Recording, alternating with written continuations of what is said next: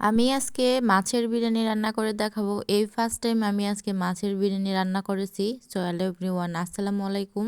চলে এসেছি নতুন একটা ব্লগ ভিডিওতে। ফার্স্ট টাইম একটা কড়াই আমি উঠে নিয়েছি। এখানে কড়াইয়ে আমি চালগুলো ভালো করে ভেজে নিব। চালগুলো ভাজা হয়ে গেলে এখন একটা বাটিতে উঠাই নিব।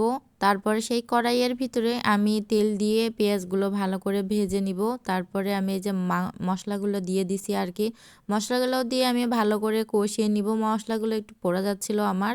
এখানে লবণ আর হচ্ছে মানে গুঁড়ামরিচ দিয়ে ভালো করে আরেকটু নাড়াচাড়া করে তারপরে দিয়ে দিব মশলার যে পানিটা আছে ওই পানিটা আমি দিয়ে দিব।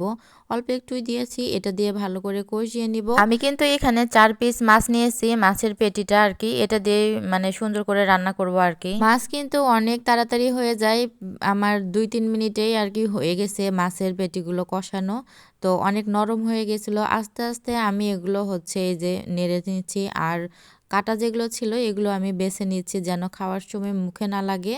আর তারপরে আমি একটু বিরিয়ানি মশলা দিয়ে নিব, দিয়ে ভালো করে নেড়ে আর একটু কষাই নিব। তারপরে আমি ভেজে রাখা আতপ চালগুলো দিয়ে দিব, দিয়ে আরও একটু ভালো করে নাড়বো যেন মশলার মানে সবগুলোই যেন চালের সাথে একদম ভালোভাবে মেখে যায়। এই কাজটা একটু সময় নিয়ে করতে হবে। তো আমার দেখেন মশলাগুলো একদমই চালের সঙ্গে মিক্সড হয়ে গেছে। এখন আমি অল্প একটু দুধ ছিল, সেই দুধটাও আমি চালের ভিতরে দিয়ে দিছি। তারপরে আমি এখানে গরম পানি দিয়ে দিলাম।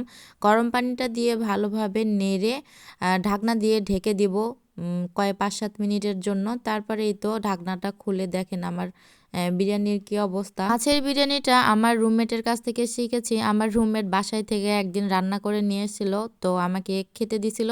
তো সেটা অনেক মজা হয়েছিল আর কি, কি বলবো, মানে এখনও মুখে লেগে আছে। তো এতদিনে কখনো আমি ট্রাই করি নাই। তো আজকে ভাবলাম একটু ফার্স্ট টাইম যে একটু রান্না করে দেখি কেমন লাগে। এখানে আমি একটু ঘিউ দিয়ে দিয়েছি। তো এই ছিল আমার বিরিয়ানির ফাইনাল লুক। তো কেমন হয়েছে অবশ্যই কমেন্ট করে জানাবেন।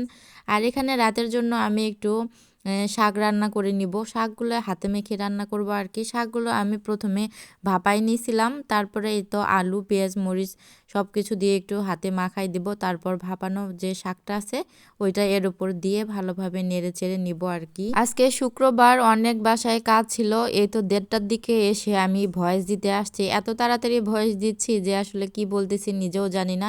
তো শাকগুলো দেখেন গরম, হাত দিয়ে নাড়া যাচ্ছে না। তো একটা ভাজনি দিয়ে আমি এখন শাকগুলা মাখাই নিব। এগুলো হচ্ছে নাপা শাক। তো এই শাকটা আমি ভালো লাগে আর কি খেতে, এই জন্য নিয়ে আসতে বলছিলাম। আপনাদের ভাই আজকে বাসায় ছিল না, সেই সুযোগে আমি মাছের বিরিয়ানিটা রান্না করেছি। সে গরুর মাংস বা খাসির মাংস ছাড়া বিরিয়ানি খেতে চায় না, তার নাকি ভালো লাগে না খেতে। তো এই জন্য ভাবলাম যে যেহেতু বাসায় নাই শুক্রবারের দিন, আজকে এভাবে রান্নাটা করে নিই। তো অনেক মজা হয়েছিল খেতে, আমি আর আমার মেয়ে একদম মজা করে খাইছি আর কি। তো এই ছিল আমার আজকের ভিডিও। সবাই ভালো থাকবেন, সুস্থ থাকবেন। আল্লাহ হাফেজ।